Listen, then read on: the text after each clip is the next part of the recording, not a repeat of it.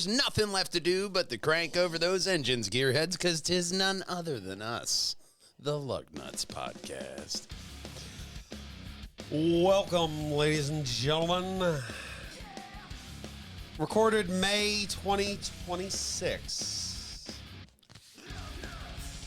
GM, get Sonic. A hearse. A real hearse. A new one. Reliability. Mazda. That and more in a 60s Lambo. On this week's Lugnutz.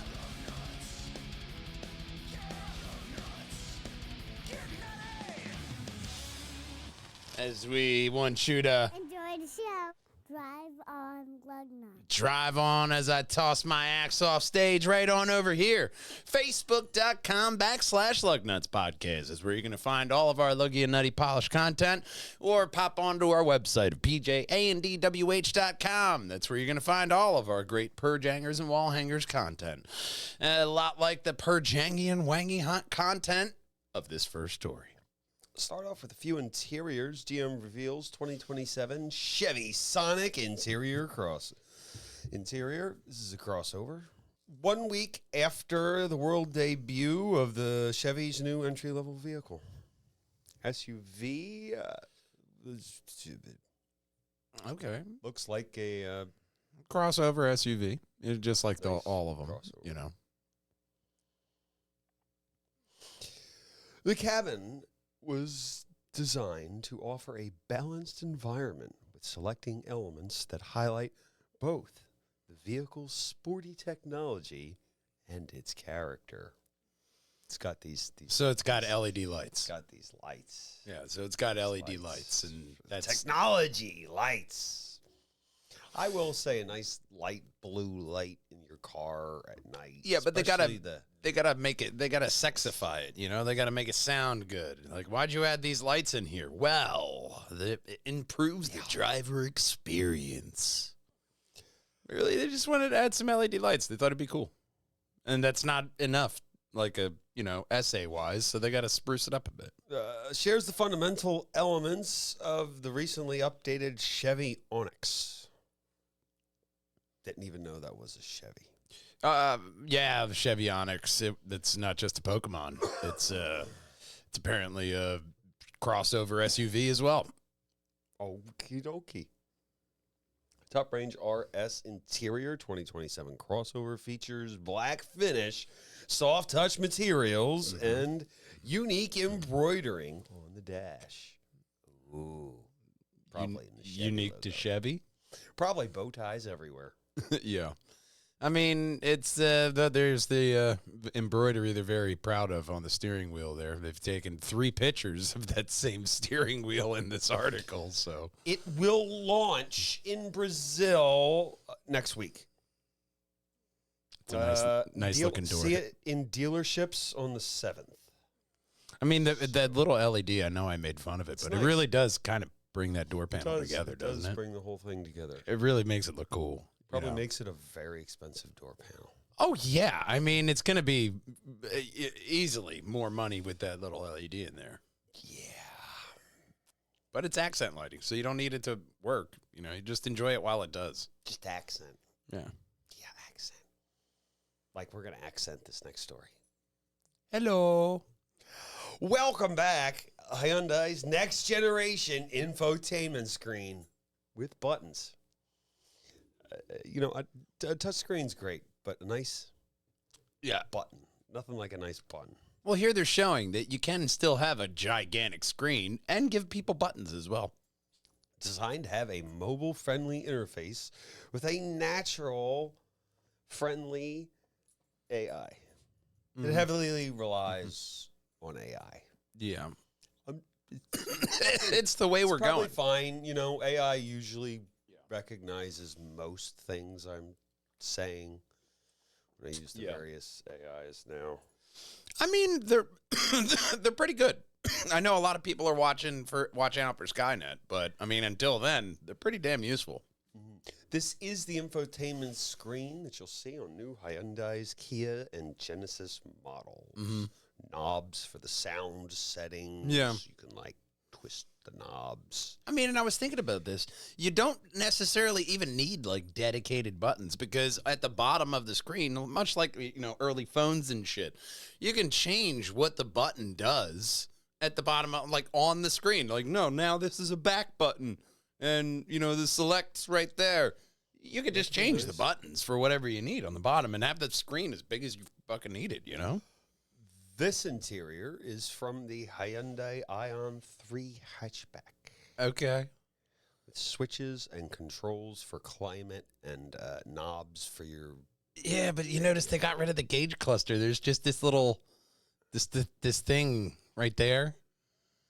That's all you get. I mean, I know what do you really need in your gauge cluster anymore? They can have it pop up in front of you. So this is the kind of thing, like, it's kind of wasted design space if you're looking at an interior now, because you can easily have your speed pop up in front of you. Yeah.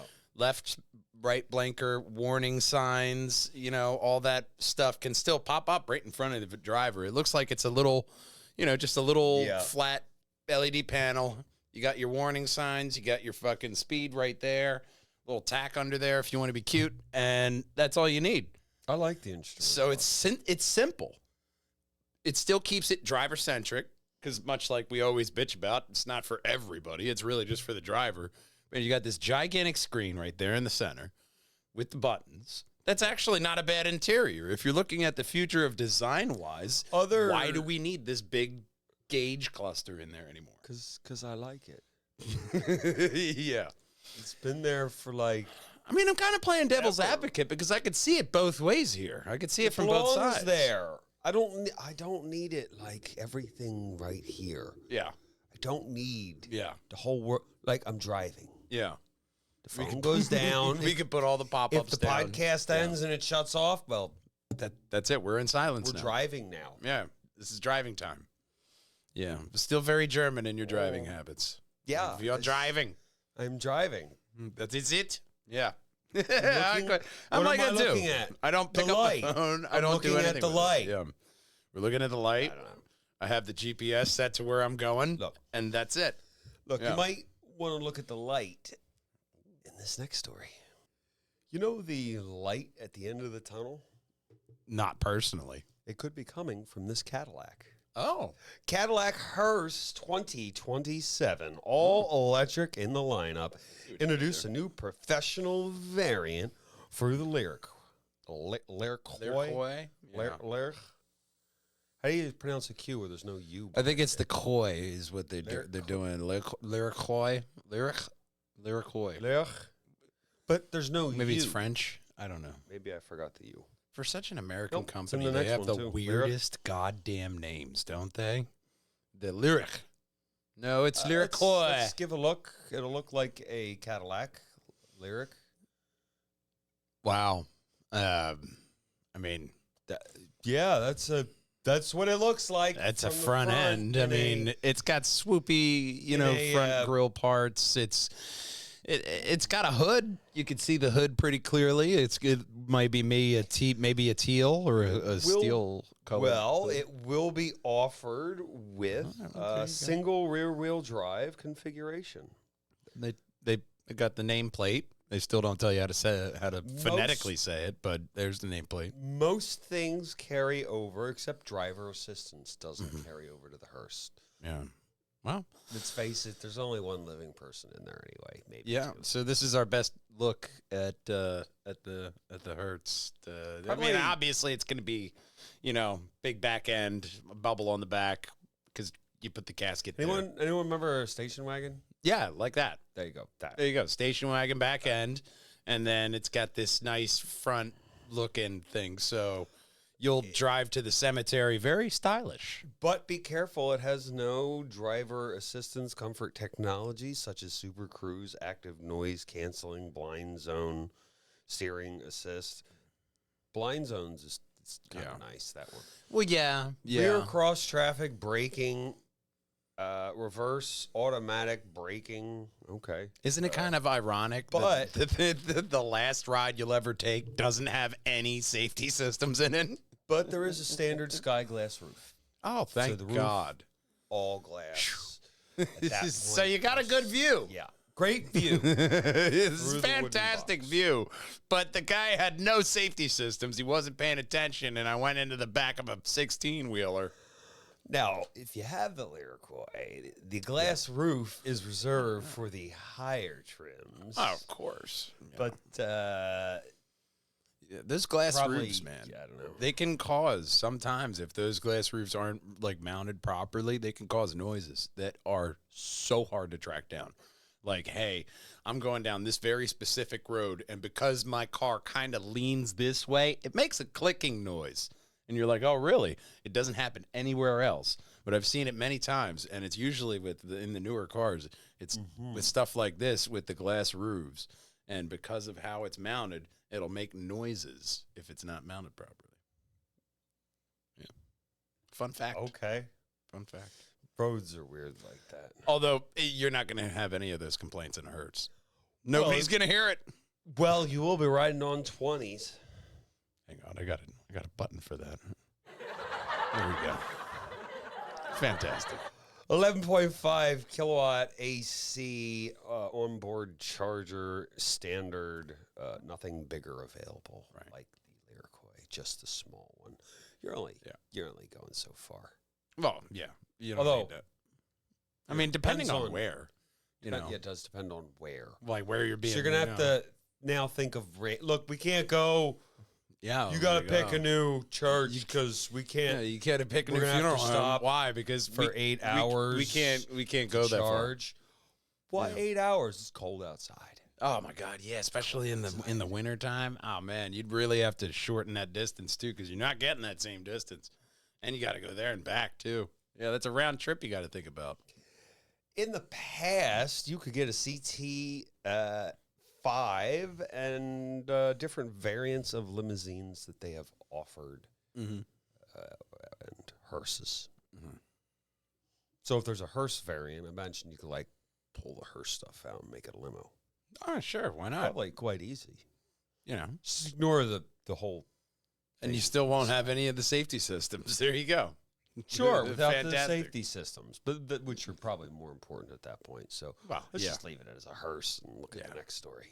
Reliability and dependability. Mhm. Some people think about a lot when they're looking into a new car. Yeah. When you think about it, Toyota and Mazda are a bit closer than you might think.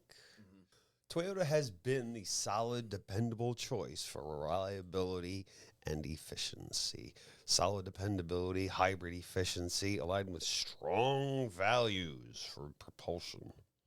Propulsion.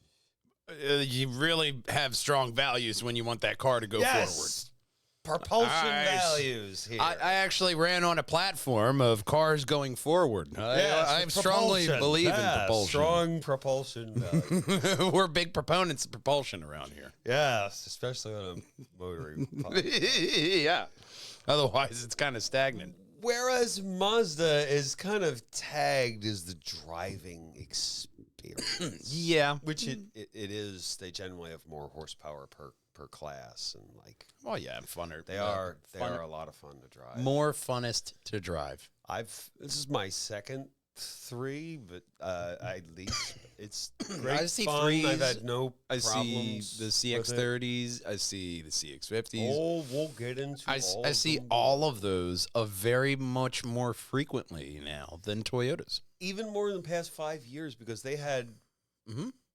manufacturing when others couldn't manufacturing. If you remember a couple of years ago during the COVID when you couldn't find cars, you could get a Mazda. You could, yeah. always get a Mazda. Oh, Mazda was they were popping. They were doing fantastic. And the Mazda didn't have the problem that Toyota did, is that all Toyotas looked very bland and boring in the inside and the exterior.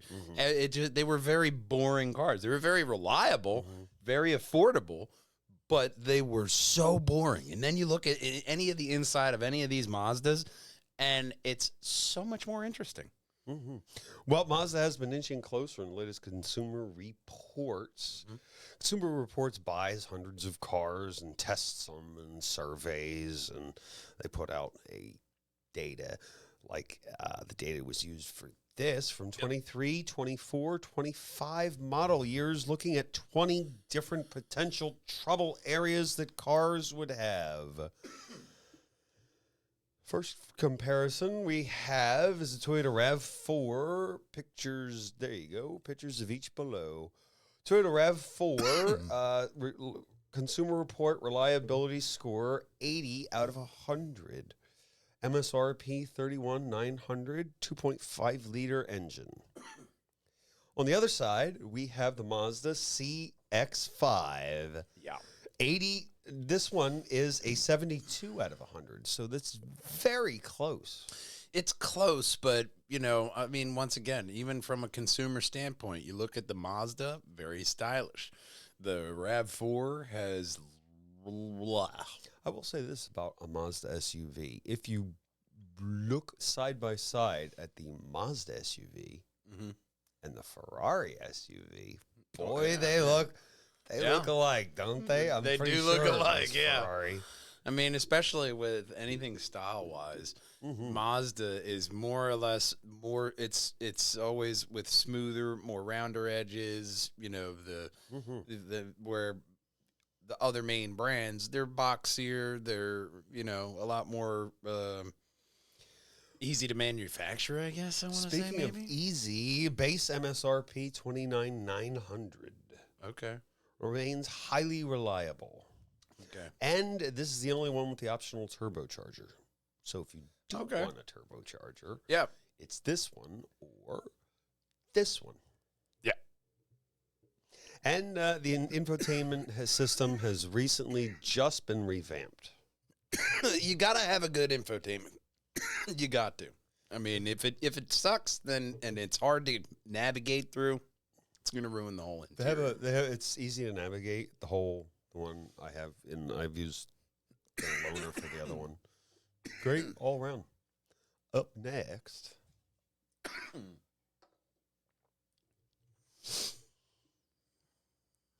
Toyota Corolla and the CX-30.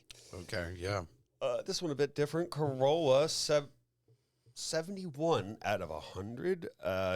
MSRP for the base, 25 ought 35. Okay. Whereas the CX-30 is a 66 out of 100, 25,975. Toyota Corolla narrowly takes the edge. The CX-30 has minor electrical glitches in the infotainment screen and early wear issues on trim. But if you don't care about that, Well, yeah, I mean, the That's the trim big, is a difference. that's a minor con, you know? I mean, the trim and minor infotainment issues. What if you really don't use the infotainment? The AC works, the radio works, they're good. yeah. You know, it all depends on what you're really using it for. If you're using Waze and a lot of the apps and stuff, yeah, the infotainment actually is kind of important. Yeah. Well, but still, pretty high scores. Yeah.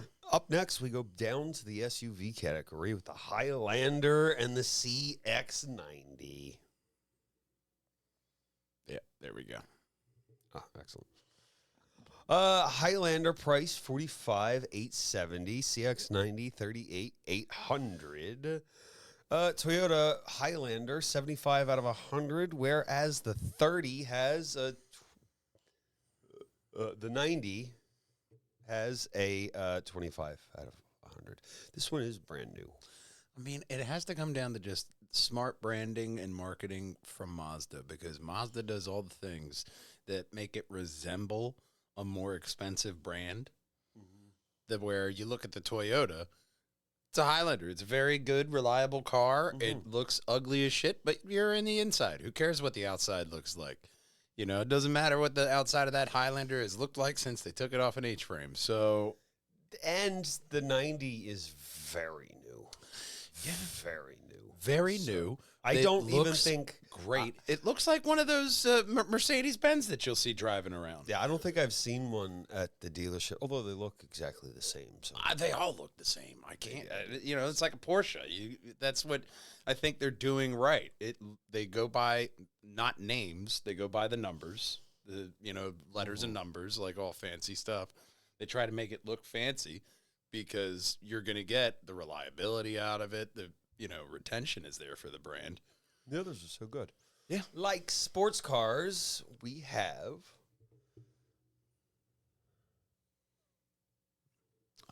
the Mazda Miata or the Toyota GR86. The Mazda Miata is $3,430, and it gets consumer reliability 70 out of 100. So that's really good. Yeah.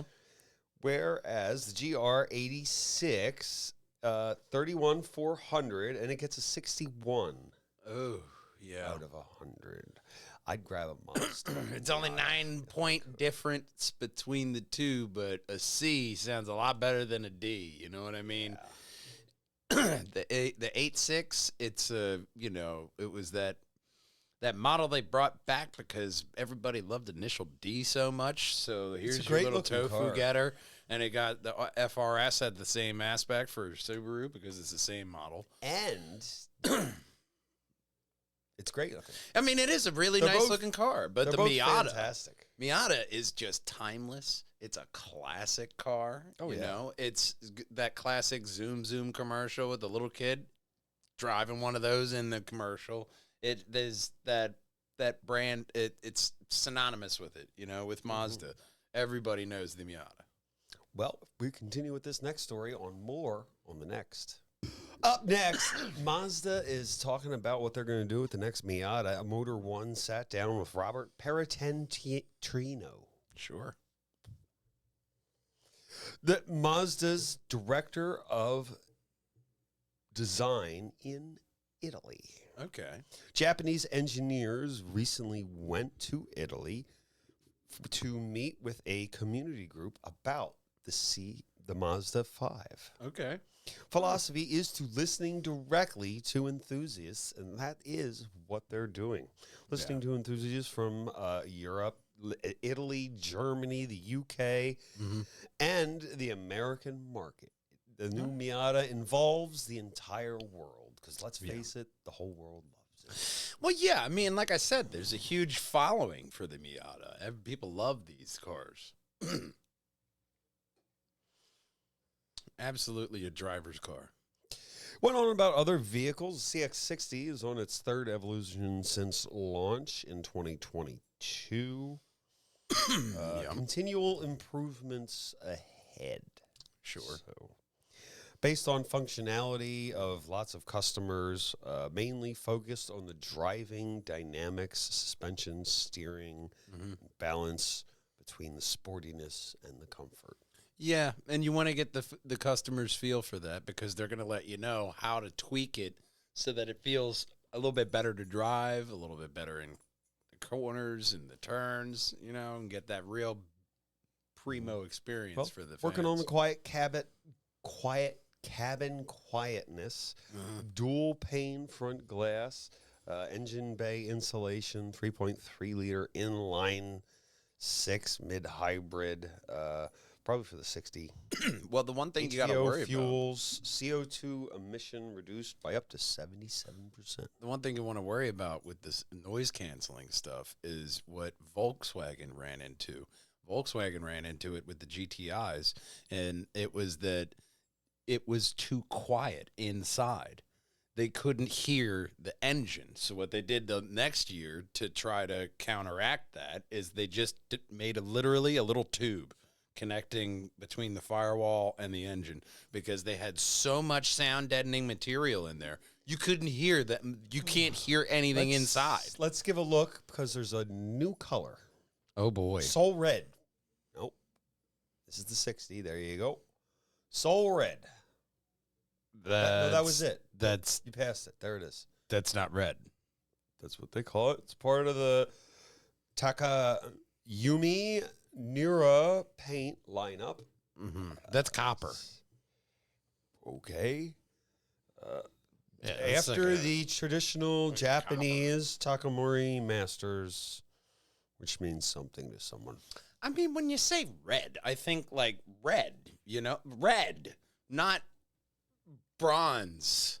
Yeah, I think red, not that. Not That's red. not like, oh, here's my penny. Here's a penny, and I'll make it a car color. I'd name it something with red.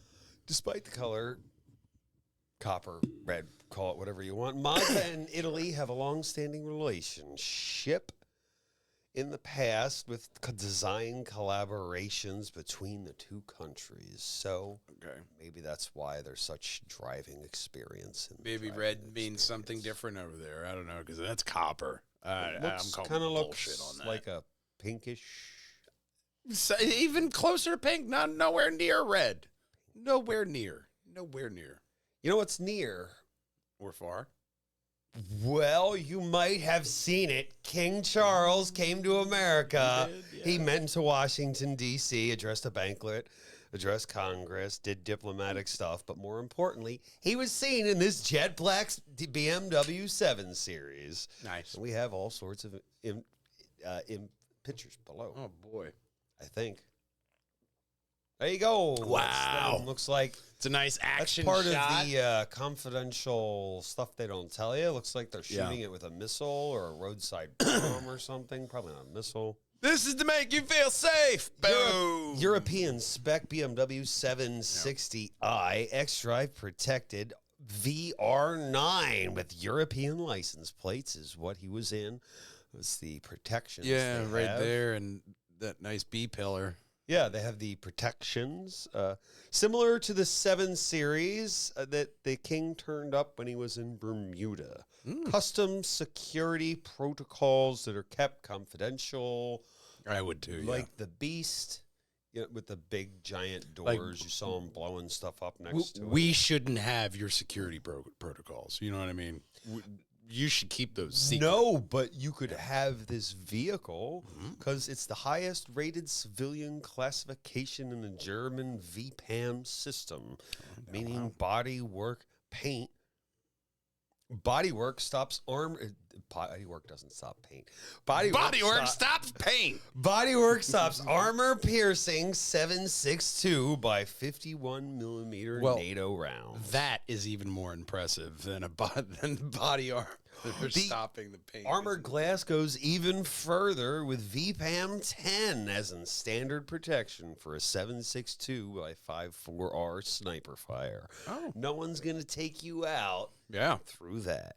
Yeah, I mean, you got to test you got to test it with the bigs. The big heavy The guns. unibody can withstand blasts. That's the photo above. This is probably them. Probably maybe going over like a spike strip or something, or You just could going also- fast. This is the sedan.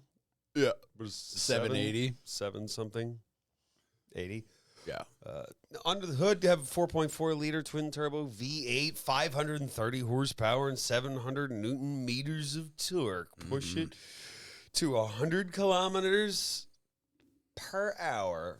They do go off a different system. 6.6 seconds. Nice. Tops out 130 miles per hour or 210 kilometers. So it'll get you there fast and safe. Doors have a emergency exit and an intercom and an alarm that's standard. And the doors close from the inside. Cool. Emergency exit. Is it just like a school bus to where you can like pop out the window, or is it like a secret door in the bottom? You just push it. That makes sense. I don't know. Yeah, don't overcomplicate Or if you things. don't want the SUV, you could have this one. The i7 M70 X-Drive Protection. Heavily armored sedan, 600 horsepower, 0 to 63.5 seconds. The armor adds 1,500 kilograms of protection. Yeah. Total weight, 4,900 kilograms. Top speed, 160 kilometers per hour. 0 to 100 stretches in the 9s. 4,000. So you may want to watch yourself over some shoddy bridges with all that armor on that. I mean, If you're armored, aren't you in the back? Yeah. Like the king. The king, he doesn't drive. Yeah, no, he's just not driving. in the But your back. driver should definitely watch the Yeah. bridges. You know what I mean? Are you weighted for? Is that bridge An weighted? SUV, so for he has that? extra. Probably seats are moved back, so he has extra leg room. Yeah, well, that's where the SUV, the sedan comes in because hey, you know, we got now this sedan's a little bit lighter. Maybe get it through, you know, where you need to go, But and hey. fast. You know, You might not be looking for an armored car, not many people are. but you might be looking for this next one. Here it is. It's Lamborghini Tractor. 2020 Lamborghini Centenario Tractor. Alrighty. No. Euro. It is an original 1960s Lamborghini Tractor. Was rebuilt and reimagined by Italian artist Albert Capelli in a distinct steampunk style for the 100th anniversary of Federici Lamborghini's birthday in 2016. Okay, yeah, because it looks pretty Fallout, but that makes sense that it's an artist rendition. Okay, that makes sense. That makes sense. It gives you that steampunk kind of vibes with the front end, and especially with that almost turbine front and air injection in the front there. Very awesome. The Mr. Lamborghini was born April 28th, 1916 in Renazzano di Centio. That was really wrong. Renazzo di Cento. Sure, where that is closer. 1948, post-war Italy needed tractors for some reason. They didn't have Who any would have thought? tractors. No way. Well, they had a lot of bombing a few years before that for some reason. Yeah. Some areas of Europe still unusable. Mhm. So Lamborghini made tractors. It wasn't by till the 50s where they were wealthy enough that he can indulge his passion of sports cars. When in 2016, they made one of these 700 limited edition vehicle producing 759 horsepower, naturally aspirated V12. Oh. You're going to fall off that tractor. Yeah. Only 20 were built. Oh, wow. There you go. Keep it limited. Abler, Italian artist, collaborated with German Lamborghini specialist Kimmel Lounge. Yeah. Kimmel Lounge. I got a name right. There we go. 5 were built from the original in the 1960s. I think I have the original horsepower here. 35. Wow. 35 whole think. horsepower. 36.5 brake horsepower. There we go. The original. You know, in the original, Yes. you know, that's what you could get. Is now being offered for sale out of England. Okay. So, There you go. what is this? Motor One? What is this? I forgot to write it down. I don't know. Tesla. If you're interested in this tractor like that, the Silodrome link, Gasoline Center. sure. Type Lamborghini tractor for sale, England. It should probably come Pop up, right I'm out. guessing. Yeah. Or you could type our internet tappity face page things. You can type on over here to facebook.com/Lugnutz podcast is where you're going to find all of our luggy and nutty polished content coming to you ever so slightly behind. Or you can hop on over to our website, pjandwh.com, to see all of the Perjangers and Wallhangers content. And, of course, screenings of Delco or Bust going to be coming up on our website and social media as soon as we have those nailed out. And doesn't matter if you drive a Lamborghini tractor or a Ferrari, because nothing rolls without Lugnutz. We'll see you next time, gang. Until then, drive on! Oh, there might have been an honorable mention. Oh, Ford is going to focus on making their cars affordable. Ah, I didn't see that as a full story. Like, well, I mean, no, but Uh-huh. you should be doing that. You're an American car company, you know? You know, it shouldn't and be able to get reliable, a... too. They should be reliable. But one thing at a time. One thing at a time. You know, don't overload them. Don't overload them. Well, just make it cheap first, and then, or maybe you should go with reliable first. All right, go reliable, then go cheap, because we love you, we miss you, and we want to see you next time. Until then, drive on, gearheads. Bye-bye. Yeah. Ready? Hold the guitar.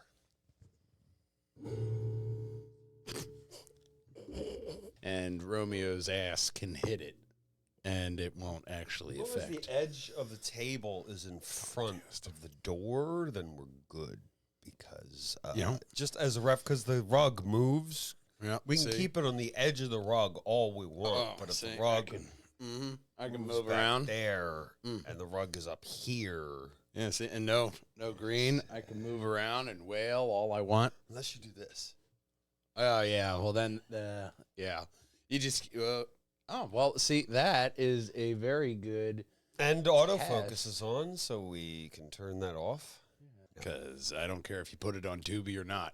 You fucked up F1. Look, I like F1. I'd love to watch it. I'm sure Drive to Survive will come by on Netflix eventually, unless they. Yeah, I mean, unless they fuck them over too. I paid for the app. I should see the race on the app. If you don't put the race in the app, I subscribe from the app. Now you're on your own. Yep, that's it. Not that us watching really helped or hurt you any, but no, you're gonna feel it. You're gonna feel it now. Yeah. Right. Well, thanks for watching the end credits. You really like the show. You do. That's what this shows. Like, share, subscribe, comment, and other stuff too. May 2026.